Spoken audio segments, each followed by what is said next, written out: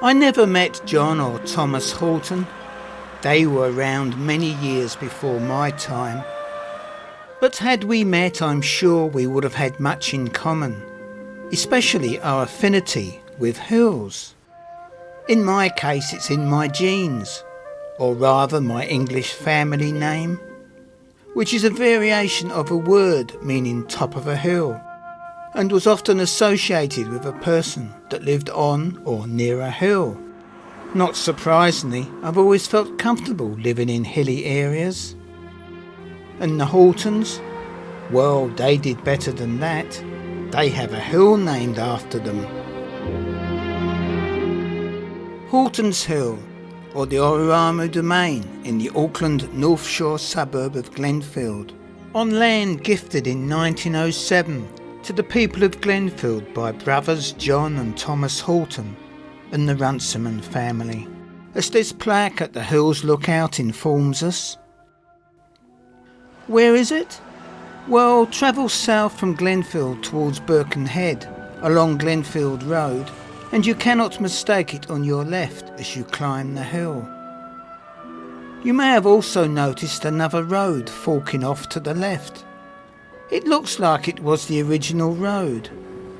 Nowadays called High Road, this road was, between the 1860s and 1910, the main Great North Road linking Northcote and Birkenhead with Glenfield and further north. It was steep, metal and mud. Horses and carts struggled. Thomas Horton travelled this road regularly, as for 16 years he ran the mail service between Birkenhead and Dairy Flat, on horseback, or occasionally with horse and trap when he had a passenger. And this was a man who had lost the lower parts of both legs in a sawmilling accident years previously. How the horses must have hated climbing this hill, especially when it was wet and slippery. Looking back, we can see how high we have climbed as we passed the lookout point. The horses must have been so relieved to reach a flat section of track. The road then rejoins the main Glenfield Road. This road subsequently lost its status as the main road and became High Road. This was when a new main road was created from another lower track, which nowadays forms a loop road on the other side of Glenfield Road, just down the hill from the intersection with High Road. This change occurred around 1910. Some accounts say the Waitemata Council upgraded the lower track as part of the arrangement in the gifting of the land by the Hortons to the council. John and Rosetta Horton's home and farm were adjacent to this track and was situated down here on the left. Originally, all the road and area to the right were all part of the gifted land. This loop road rejoins the main Glenfield Road, near the bottom of the hill, opposite the High Road intersection.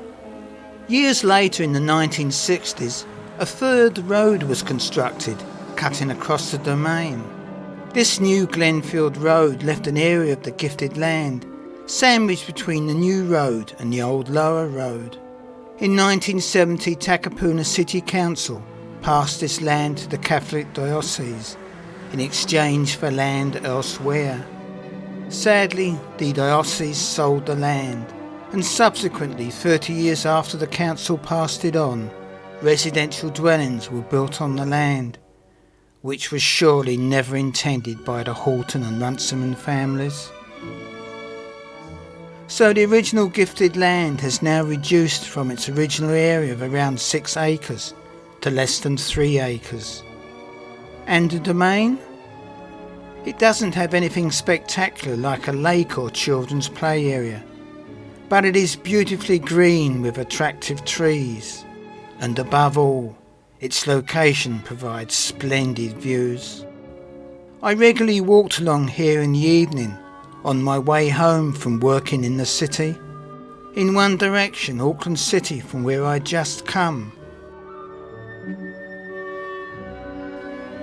The port area, and above rooftops, Rangitoto and Takapuna. From the lookout and its convenient seating, you can gaze in the opposite direction towards Greenhive and Whenuapai and Hobsonville.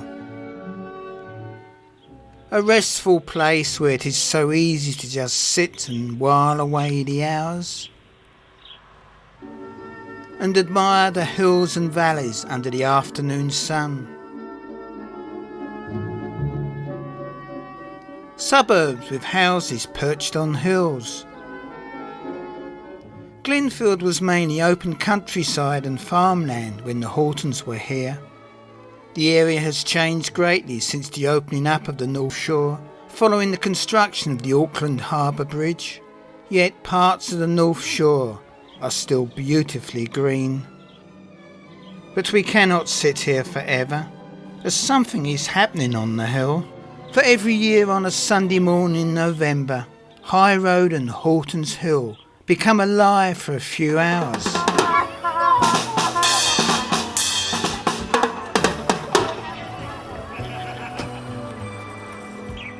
Organised by the Glenfield Lions, the annual Santa Parade assembles in High Road.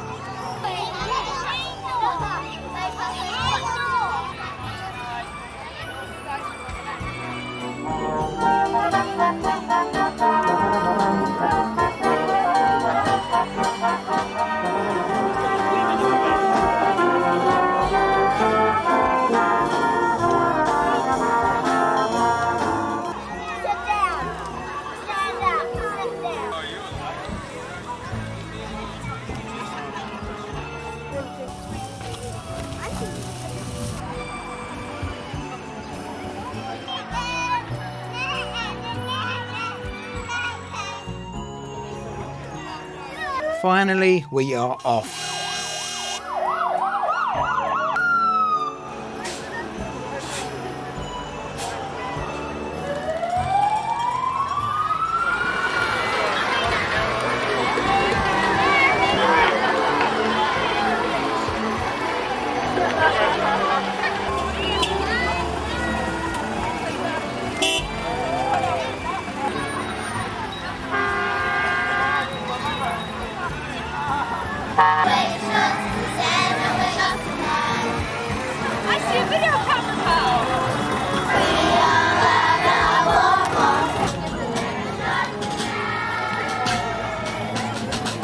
Down towards Glenfield Road and the waiting crowds.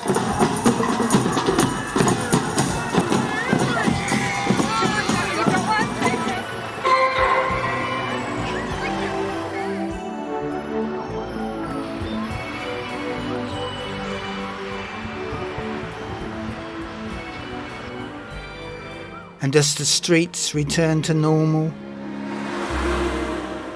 and Hortons Hill returns to peace and quiet, I hope the Horton and Runciman families would be pleased to see that the people of Glenfield are making good use of what is left of the land they generously gifted over 100 years ago.